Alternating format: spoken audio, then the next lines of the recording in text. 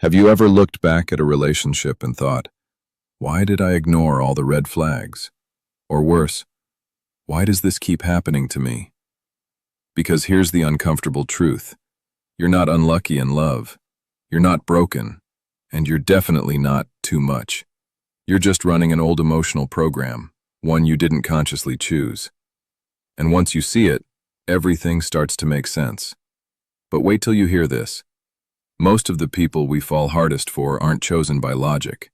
They're chosen by a subconscious system that's been running quietly in the background your entire life. It's called your attachment system, and it decides who feels familiar, who feels exciting, and who feels impossible to let go of, even when they're wrong for you. Now imagine this. Your brain has one main job in relationships, not happiness, not romance, safety. It's constantly asking three questions. Am I safe? Am I loved? Am I connected? When those answers feel uncertain, your attachment system lights up like a fire alarm. And here's the twist. That alarm doesn't always pull you toward healthy love.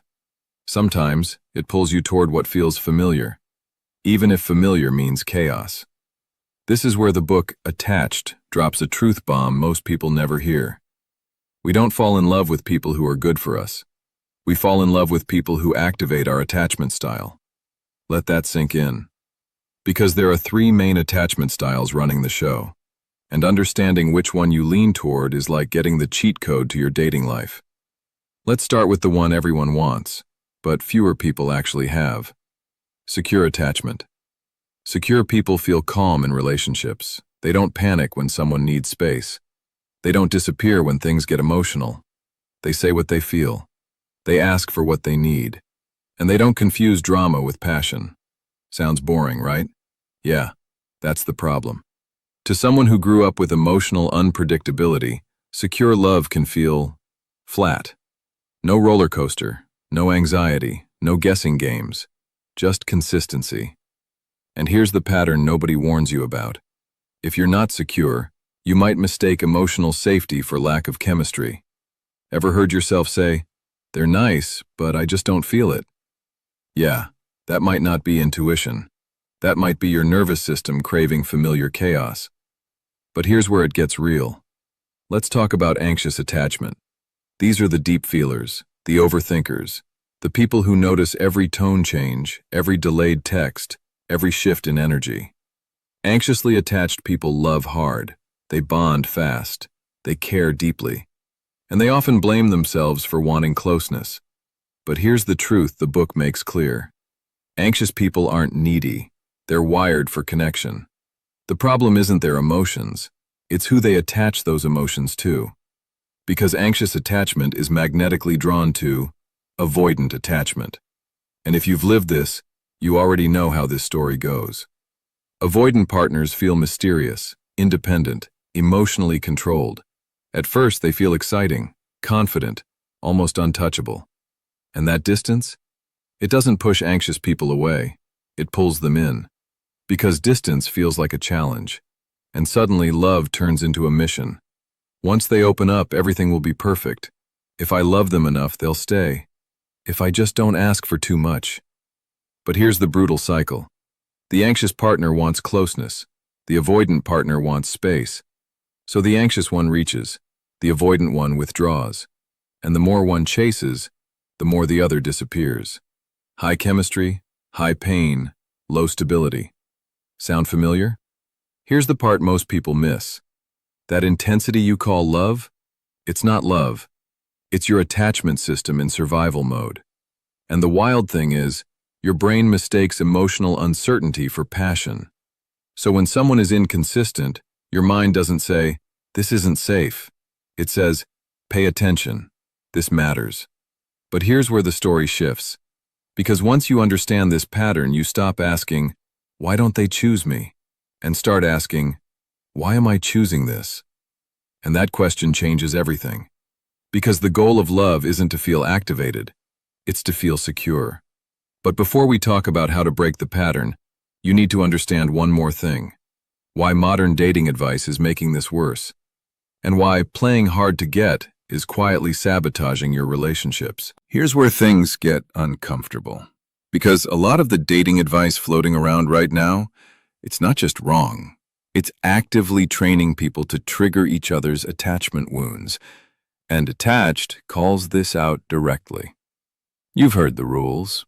Don't text back too fast. Act busy. Pull away so they chase. Be a little emotionally unavailable.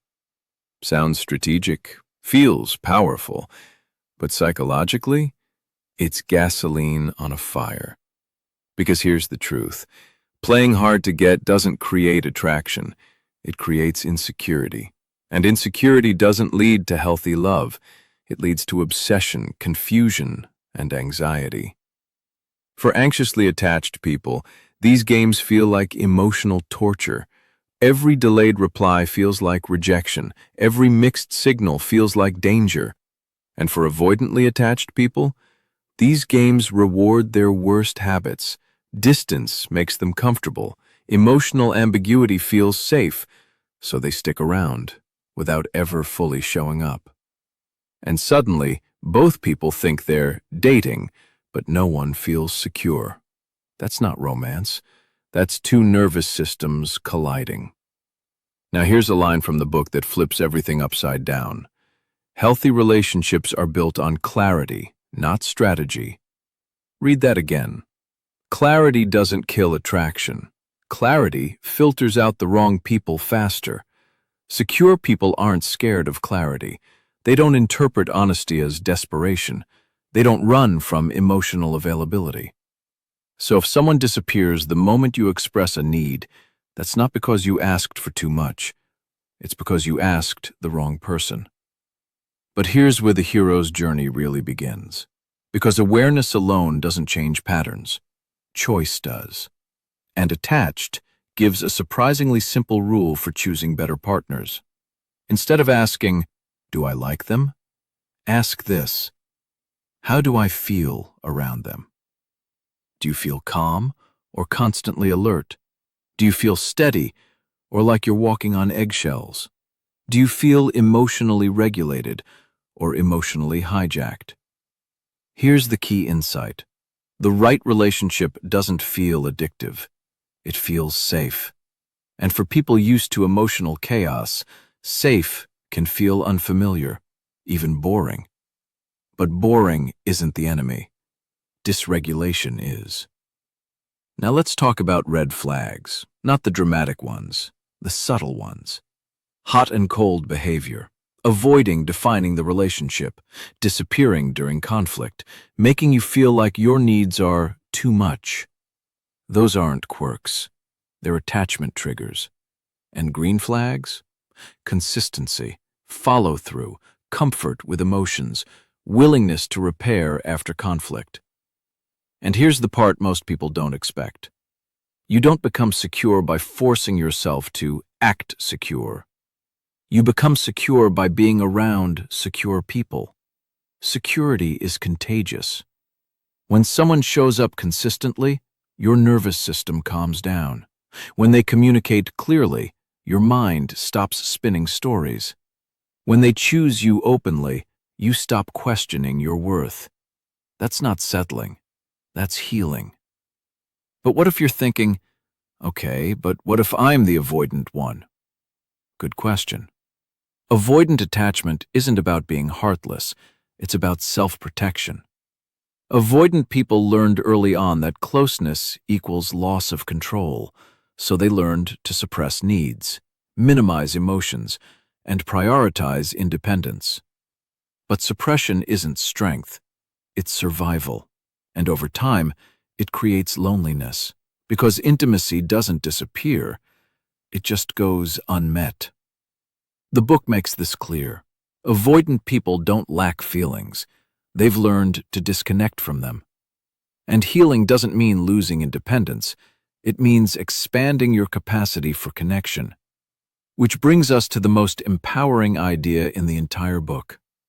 Attachment styles are not life sentences. They're patterns, and patterns can change. Not overnight, not through willpower, but through awareness, communication, and better choices. You don't heal by dating your wound again and again. You heal by choosing stability, even when it feels unfamiliar. And here's the shift that changes everything. Love isn't about winning someone over. It's about choosing someone who chooses you back, calmly, consistently, without games. And once you experience that kind of love, you realize something shocking. You were never asking for too much. You were just asking the wrong person. But before we wrap this journey, there's one final realization you need to hear.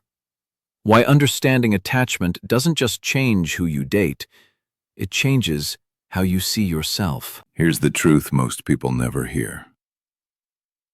You're not bad at relationships. You're not too emotional. You're not emotionally unavailable by accident. You adapted. At some point in your life, your nervous system learned a rule about love. For some people, the rule was, if I stay close, I'll be abandoned. For others, it was, if I get too close, I'll lose myself. Those rules made sense once. They protected you.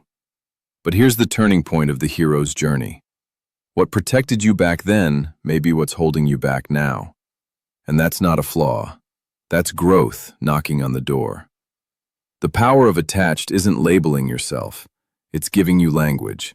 Language turns confusion into clarity. Clarity turns pain into choice. Once you understand your attachment style, your past stops feeling random. You stop asking, "What's wrong with me?" and start asking, "What pattern am I repeating?" That question changes everything, because patterns can be interrupted. Let's talk about how people actually become more secure, not by pretending, not by suppressing needs, not by acting chill. Security grows in 3 ways. First, awareness. You notice when your attachment system activates. The anxious spiral, the urge to pull away, the impulse to over-explain or shut down. You don't judge it, you just name it. This is my attachment system talking. That pause alone creates space. Second, communication. Secure people don't hint, they don't test, they don't manipulate. They say what they need, clearly and calmly, not as a demand, as information. And here's the test. If someone respects your needs, they're safe. If they shame you for them, they're not. Simple. Not easy, but simple. Third, choice. This is the hardest part. You stop chasing intensity and start choosing consistency. You stop confusing chemistry with compatibility. You stop romanticizing emotional pain. And you choose people who make your life feel bigger, not harder. This is where many people resist, because healing feels quiet. No emotional roller coasters, no dramatic highs and lows, just steadiness. And at first, that steadiness can feel unfamiliar, even uncomfortable. But unfamiliar doesn't mean wrong. It means new. Here's one of the most important lines in the book. The right relationship doesn't activate your attachment system. It calms it. Let that sink in. Love isn't supposed to feel like survival. It's supposed to feel like home. Now zoom out for a moment. This isn't just about dating. Attachment affects friendships, work relationships, even how you treat yourself.